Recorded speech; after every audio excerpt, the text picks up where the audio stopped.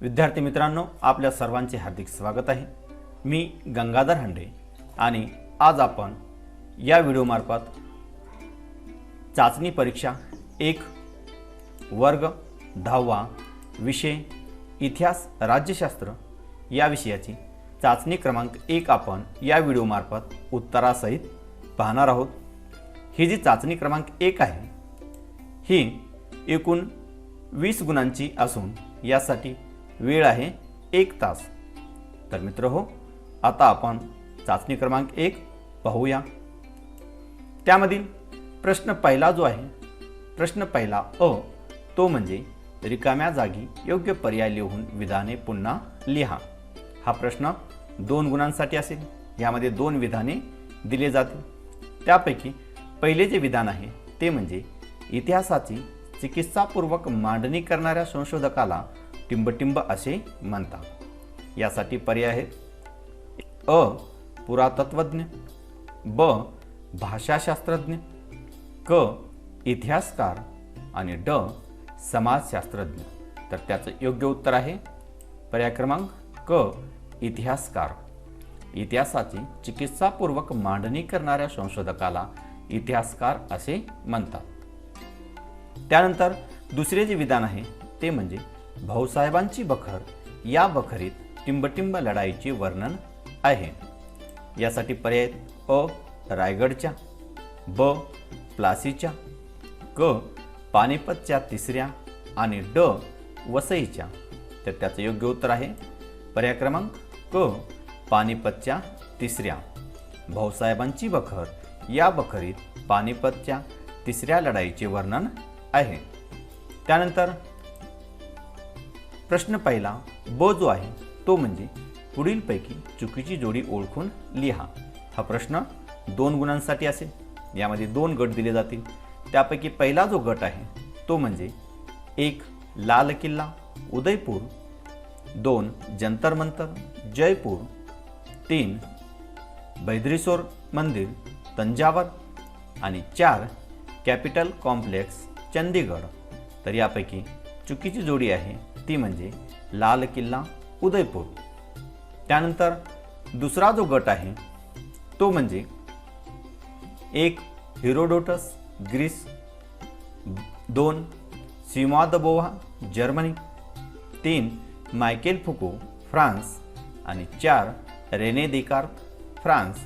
तर यापैकी चुकीची जोडी आहे जोडी क्रमांक 2 सिमॉन द बोव्हा जर्मनी। त्यानंतर पुढील जो प्रश्न आहे तो म्हणजे प्रश्न दुसरा टिपा लिहा। कोणतेही 1 टिप आपणास लिहायची आहे। या ठिकाणी 2 टिपा दिल्या जातील। त्यापैकी 1 टिप आपणास लिहायची आहे। हा प्रश्न 2 गुणांसाठी असेल। त्यापैकी पहिली जी टिप आहे ती म्हणजे मायकेल फुको। तर याचे उत्तर 1 मायकेल फुको हा 20व्या शतकात होऊन गेलेला प्रसिद्ध फ्रेंच इतिहासकार होता। त्यानंतर 2 त्याने आर्किओलॉजी ऑफ नॉलेज हा ग्रंथ लिहिला। त्यानंतर 3 त्याने इतिहासातील स्थित्यांतराचे स्पष्टीकरण देण्यावर भर दिला। त्यानंतर 4 पूर्वीच्या इतिहासकारांनी विचारात न घेतलेल्या मनोविकृती, वैदिकशास्त्र, तुरुंग व्यवस्था यासारख्या विषयांचा त्याने इतिहासाच्या दृष्टिकोनातून विचार केला। अशा प्रकारे आपण पहिली टिप लिहू शकतो। त्यानंतर दुसरी जी टिप आहे ती म्हणजे अभिलेखागार। तर त्याचे उत्तर 1 इतिहासातील दस्तावेज ज्या ठिकाणी जतन करून ठेवलेले असतात त्या ठिकाणास अभिलेखागार असे म्हणतात। त्यानंतर 2 अभिलेखागारामध्ये महत्त्वाची जुनी कागदपत्रे, दप्तरे, जुने चित्रपट, जागतिक करारांचे ऐवज इत्यादी जतन करून ठेवले जाते। त्यानंतर 3 अभिलेखागारामुळे मूळ कागदपत्रांचे संदर्भ मिळतात। त्याचबरोबर तत्कालीन ऐतिहासिक घटनांचा अभ्यास करता येतो। तत्कालीन भाषा, लिपी यांचा शोध घेता येतो। कालगणना करता येते। ऐतिहासिक वारसा पुढील पिढ्यांना हस्तांतरित करता येतो। त्याचबरोबर 4 भारताचे दिल्ली येथील राष्ट्रीय अभिलेखागार हे आशिया खंडातील सर्वात मोठे अभिलेखागार आहे। भारतातील प्रत्येक राज्याचे स्वतःचे स्वतंत्र अभिलेखागारही आहेत. अशा प्रकारे आपण दुसरी टीप या ठिकाणी लिहू शकतो. त्यानंतर प्रश्न तिसरा जो आहे तो म्हणजे पुढील विधाने सहकारण स्पष्ट करा. कोणतेही एक, या ठिकाणी 2 विधाने दिली जातील, त्यापैकी आपणास एक विधान लिहायचे आहे. सहकारण स्पष्ट करावयाचे आहे. हा प्रश्न 2 गुणांसाठी असेल.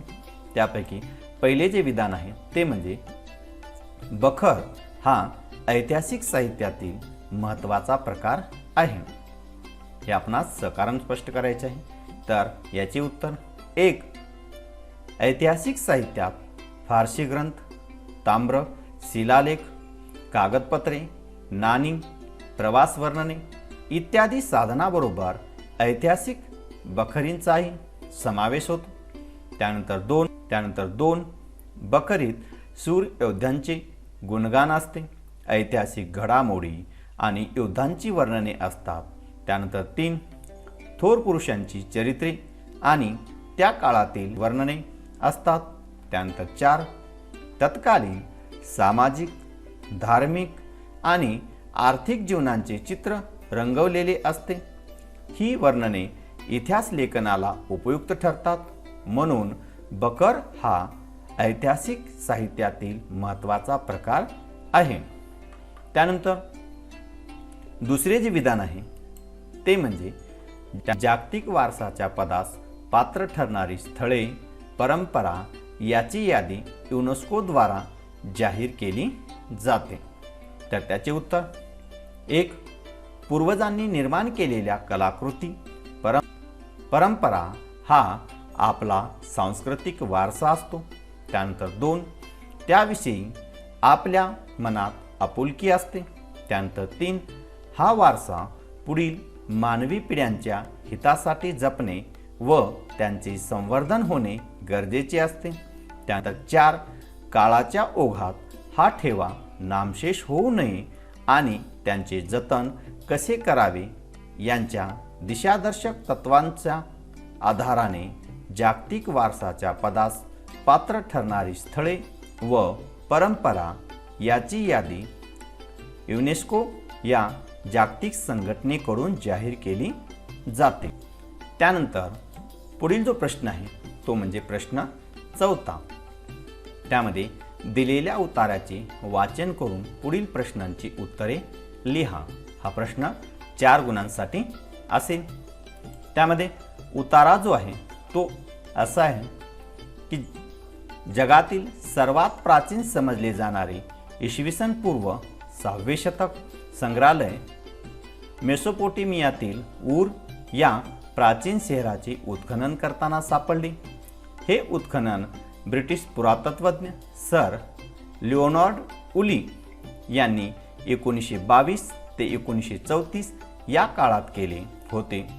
हे संग्रहालय एनिगॉल्डी नावाच्या मेसोपोटेमियाच्या राजकन्येने बांधले होते.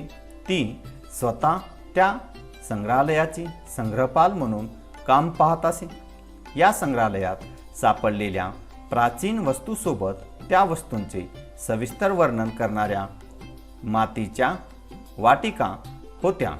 तर हा जो उतारा आहे या उतार्यावर आपणास 3 प्रश्न विचारले जातील आणि ते प्रश्न आपणास 4 गुणांसाठी लिहायचे आहेत. त्यापैकी पहिला जो प्रश्न आहे तो म्हणजे जगातील सर्वात प्राचीन संग्रहालय कोठे सापडले व ते कोणी शोधले. तर त्याचे उत्तर 1. जगातील सर्वात प्राचीन संग्रहालय मेसोपोटेमियातील ऊर या शहरात सापडले. आणि 2. ब्रिटिश पुरातत्वज्ञ सर लिओनार्ड उली यांना ऊर या प्राचीन शहराचे उत्खनन करताना या संग्रहालयाचा शोध लागला. त्यानंतर या उतार्यावर आधारित दुसरा जो प्रश्न आहे तो म्हणजे हे संग्रहालय कोणी बांधले होते. तर त्याचे उत्तर मेसोपोटेमिया राज्याची राजकन्या एनिगॉल्डी हिने ऊर येथील हे संग्रहालय बांधले होते. त्यानंतर तिसरा जो प्रश्न आहे हा प्रश्न 2 गुणांसाठी असेल. या तिसरा जो प्रश्न आहे तो म्हणजे या संग्रहालयाचा विशेष कोणता होता? तर त्याचे उत्तर, या संग्रहालयात सापडलेल्या प्राचीन वस्तूसोबत त्या वस्तूचे सविस्तर वर्णन करणाऱ्या मातीच्या वाटिका म्हणजेच अक्षरे कोरलेल्या मातीच्या पाट्या होत्या, हा या संग्रहालयाचा विशेष होता. तर मित्रहो, अशा प्रकारे इतिहास विषयाची 12 गुणांची आपण चाचणी अभ्यासलेली आहे. त्यानंतर राज्यशास्त्र या विषयावर 8 गुणांची चाचणी आपण पाहू. त्यामध्ये प्रश्न 5वा जो आहे तो म्हणजे दिलेल्या पर्यायापैकी योग्य पर्याय निवडून विधाने पुन्हा लिहा. हा प्रश्न 2 गुणांसाठी असेल. यामध्ये 2 विधाने दिली जातील. त्यापैकी पहिले जे विधान आहे ते म्हणजे महाराष्ट्रात स्थानिक शासन संस्थांमध्ये महिलांसाठी टिंबटिंब टक्के जागा राखीव ठेवण्यात आलेल्या आहेत.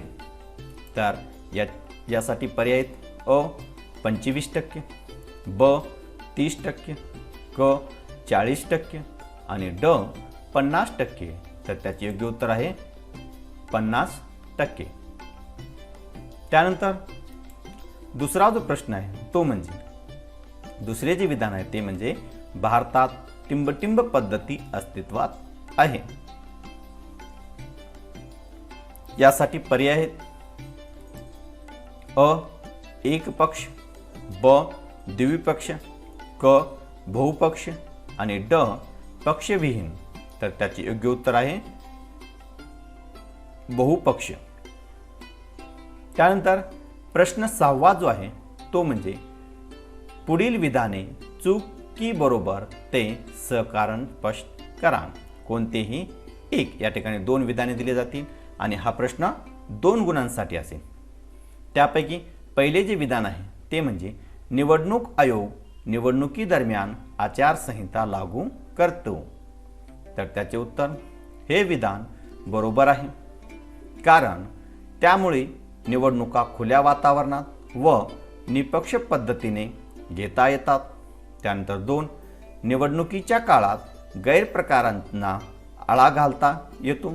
त्यानंतर 3 दहशत यापासून सामान्य मतदाराला दिलासा मिळून तो मुक्तपणे मतदान करू शकतो, म्हणून निवडणूक आयोग निवडणूक दरम्यान आचारसंहिता लागू करतो.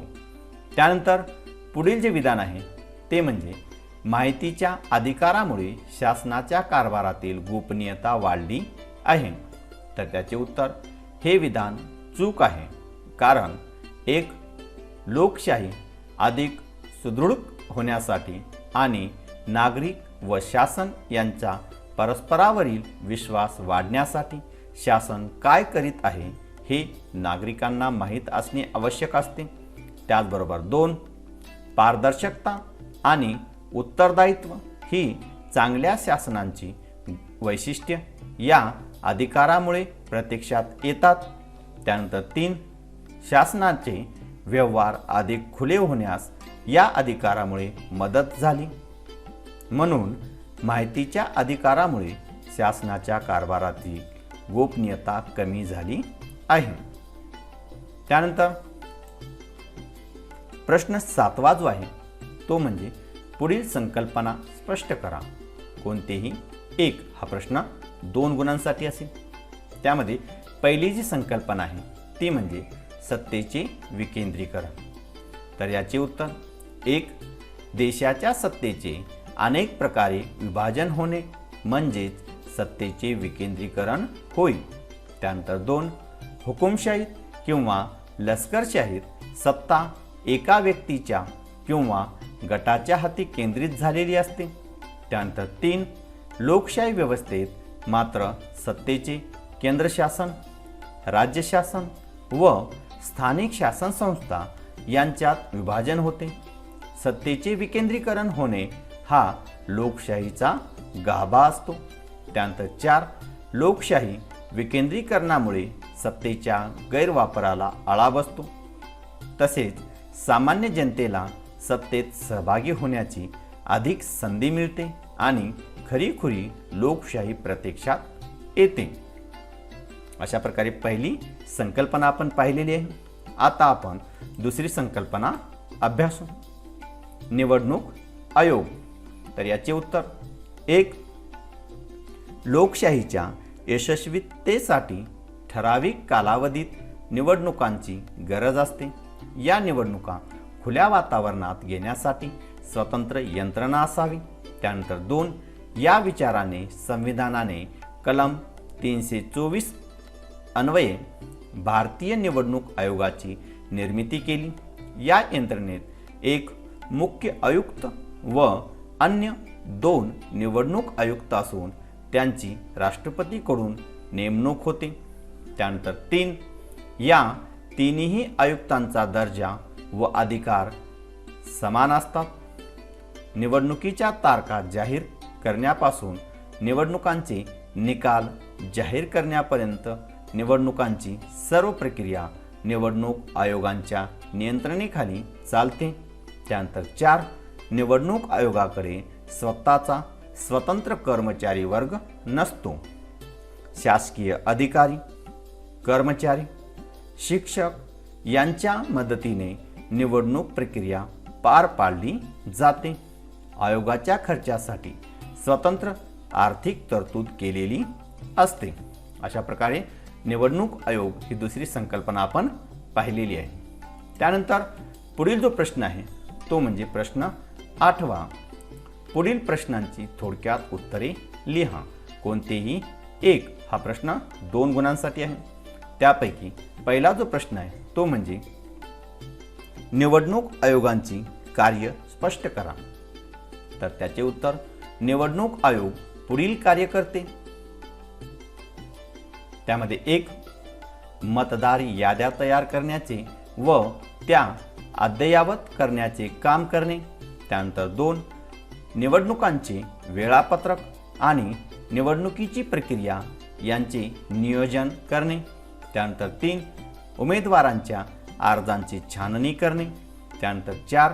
निवडणुका घेणे व त्यासंबंधीची सर्व कामे करणे. आणि त्यानंतर 5. राजकीय पक्षांना मान्यता देणे वा मान्यता रद्द करणे. आणि त्यानंतर 6वे जे काम आहे ते म्हणजे निवडणुकी संबंधातील सर्व वाद वा तक्रारीचे निराकरण करणे. हे सर्व निवडणूक आयोगांचे कार्य आहेत.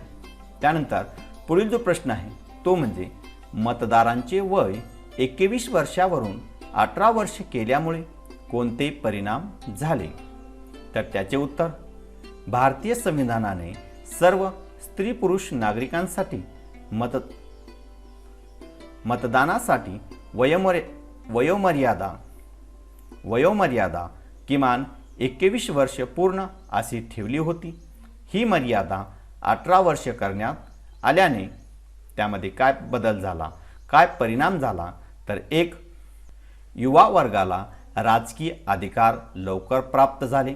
त्यानंतर 2. आपले प्रतिनिधी कसे असावेत याबाबत निर्णय घेण्याचा अधिकार युवा वर्गांना मिळाला. त्यानंतर 3.